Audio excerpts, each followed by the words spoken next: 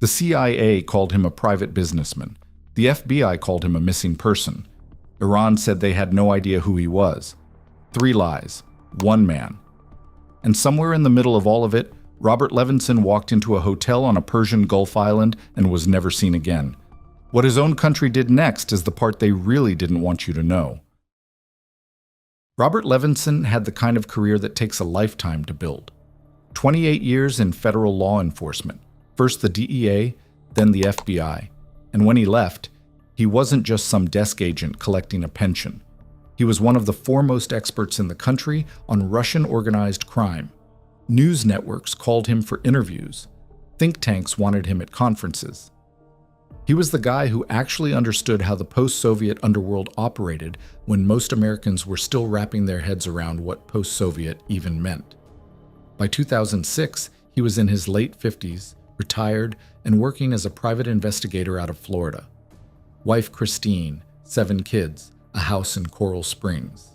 He was the kind of man who knew exactly where his life was headed, and then someone at the CIA made a phone call that changed everything. Here's what the agency will never fully explain. Levinson was hired as a contractor by a woman named Anne Jablonski, an analyst inside the CIA's Office of Transnational Issues. The contract was roughly $85,000. On paper, it was to write analytical reports. In practice, it was something else entirely. Jablonski's unit had grown frustrated with the CIA's own operatives, the actual spies, who they believed weren't collecting useful intelligence on Iran's financial networks, its nuclear money laundering, its shadow economy. So the analysts decided to collect it themselves, except they weren't trained to run spies. That distinction's going to matter a lot. And here's where the story starts to get uncomfortable, because this mission wasn't approved by the CIA's leadership. It wasn't sanctioned by the Operations Directorate. In the hierarchy of American intelligence, what Jablonski's group was doing existed in a gray zone so murky that when things eventually went wrong, everyone in Washington would scramble to claim they had nothing to do with it. Levinson, the man on the ground, would have no such option. The destination was Kish Island, Iran. If you've never heard of it, that's by design. It sits in the Persian Gulf, technically Iranian territory, but operating as a free trade zone, meaning Americans could enter without a visa. Tourists went there for shopping and beaches. Organized crime used it as a discreet transit point. Iranian intelligence watched it closely. For Levinson's purposes, it was the only place in Iran an American could walk in without triggering immediate border scrutiny. His contact on the island was a man named Dawood Salahuddin, an American fugitive who had been living in Iran since 1980, when he assassinated an exiled Iranian opposition figure at his home in Bethesda, Maryland. Iran had sheltered him ever since, giving him a television career and a comfortable life in exchange for his loyalty. What Levinson was trying to get from Salahuddin, what specific intelligence, what names, what networks, has never been publicly disclosed. That's an open question that the US government has never answered, not even after everything that came later. On March 8, 2007, Levinson checked into a hotel on Kish Island. He met with Salahuddin the following morning. He checked out of the hotel on March 9th. His signature was on the bill, confirmed later by his son Dan, who flew to Kish to investigate. After that checkout, every trace of Robert Levinson simply stops. His name appeared on no outbound flight manifests. His passport never registered in another country. No hospital, no border crossing, no phone call home. The man who had spent nearly 3 decades tracking criminals who disappeared had himself vanished, and the people who sent him there were already planning their next move. Not a rescue, a cover-up. When someone goes missing overseas, the machinery of the US government is supposed to kick in fast. State Department notifications, consular assistance, diplomatic inquiries. None of that worked the way it was supposed to here, partly because Iran and the US had no diplomatic relations, but mostly because the CIA was sitting on information that would have explained everything, and they chose to say nothing. Christine Levinson flew to Iran in December 2007, months after her husband disappeared, and sat across from Iranian officials who told her they had no record of him, no information about him, no knowledge of what had happened. She came home with nothing. Her children were growing up with a father-shaped hole in the middle of their lives, and the agency that had sent him there had already started managing its exposure. In 2008, An internal CIA investigation concluded that Jablonski's unit had massively overstepped. 3 employees were forced to resign.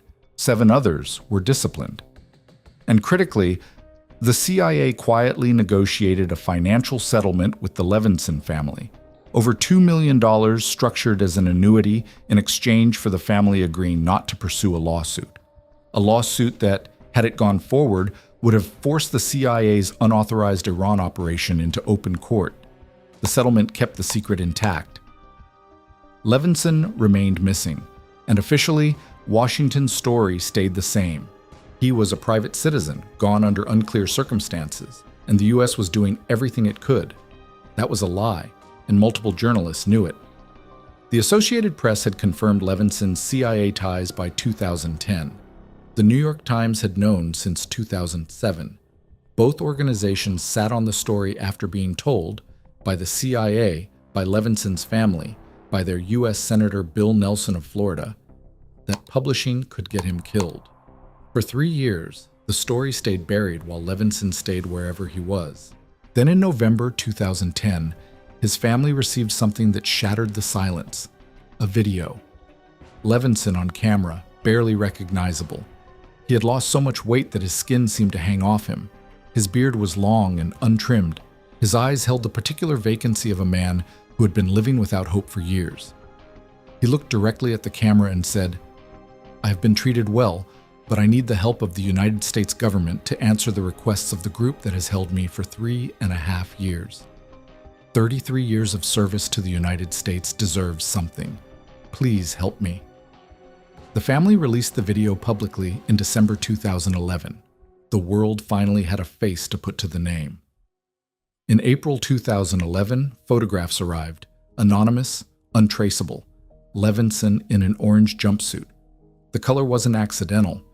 It was a deliberate echo of Guantanamo Bay detainees, a message wrapped inside a message.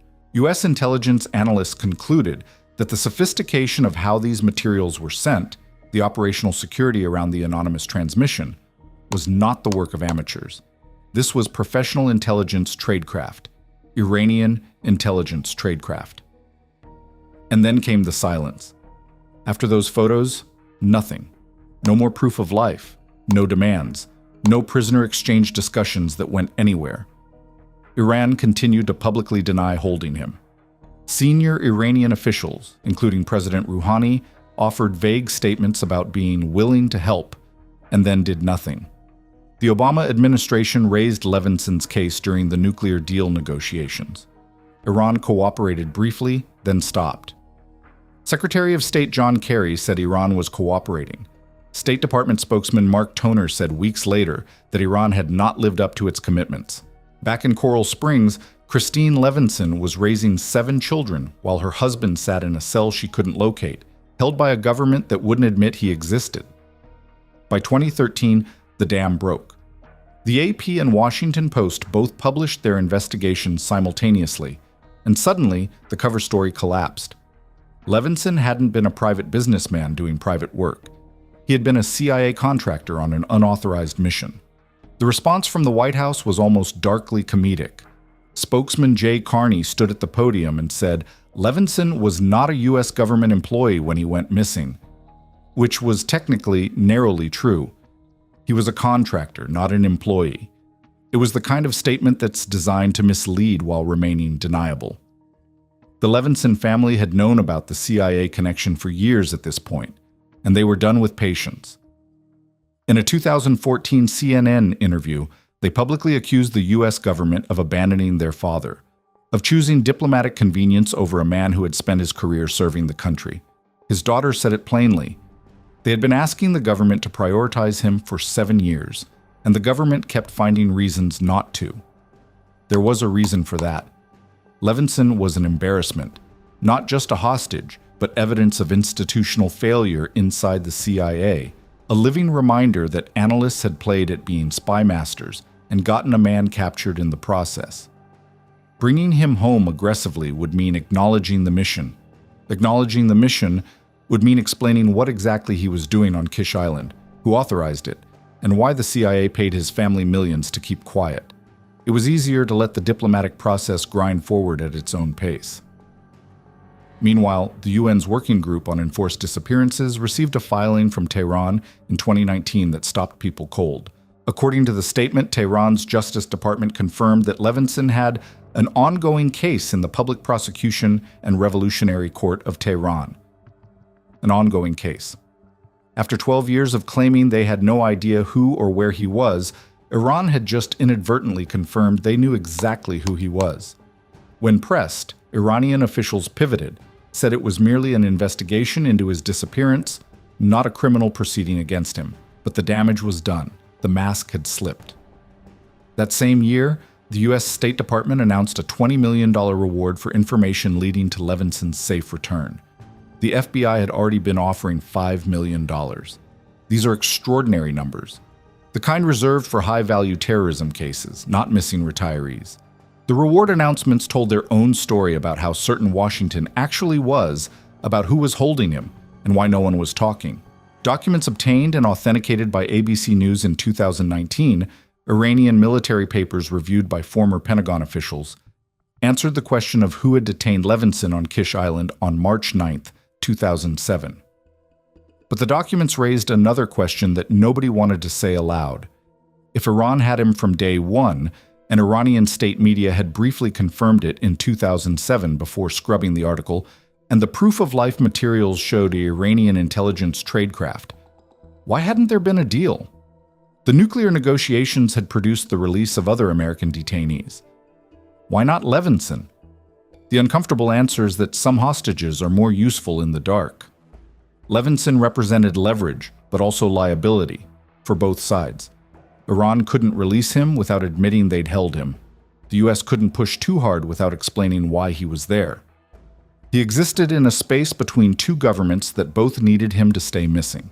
His diabetes, his hypertension, his gout, conditions that required consistent medication and monitoring, had been progressing for over a decade in whatever conditions he was being held in.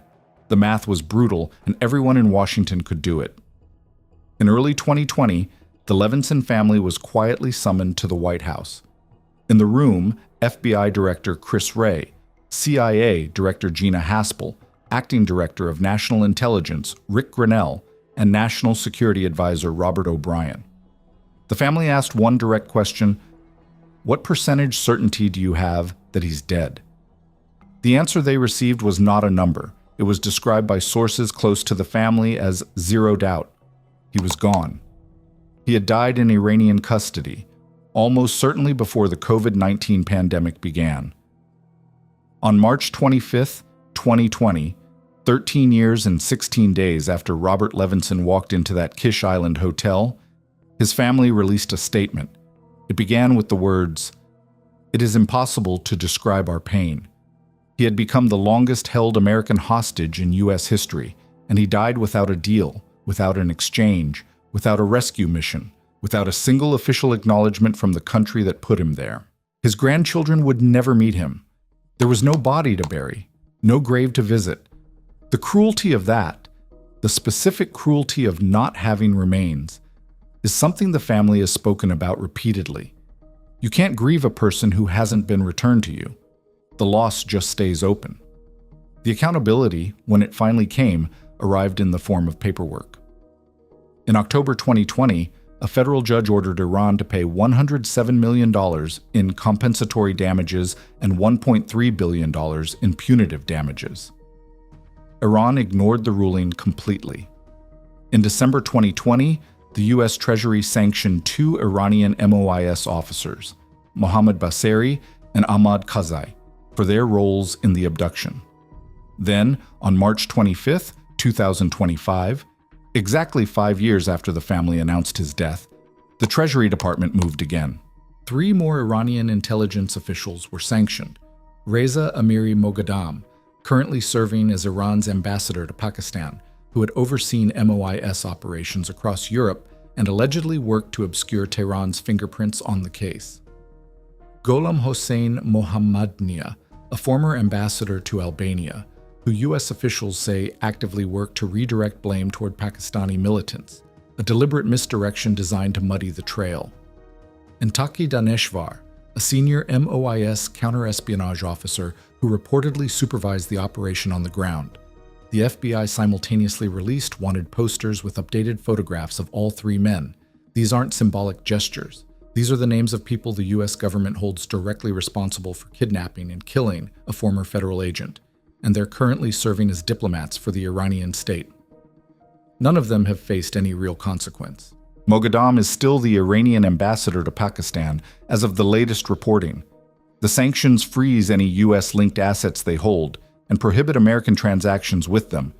But men at this level of the Iranian government don't keep their money in American banks. The sanctions are a statement, not a punishment. What no one has answered, not the CIA, not the State Department, not any of the multiple investigations that have occurred over nearly 2 decades, is the most basic question. What did Iran actually want from him? He was held for roughly 13 years. No public demands were ever made. No ransom was ever set. No formal exchange was ever proposed. He was just kept. And that absence of motive, that silence where a reason should be, is in some ways the most disturbing part of the entire story. Robert Levinson spent 28 years chasing people who hid in the dark. He was sent, alone and unauthorized, into the one place in the world where that made him the most vulnerable. The system that put him there protected itself. The country he served moved on. And somewhere on Kish Island on March 9, 2007, a man checked out of his hotel, and the world closed over him like water. His family is still waiting for his body to come home.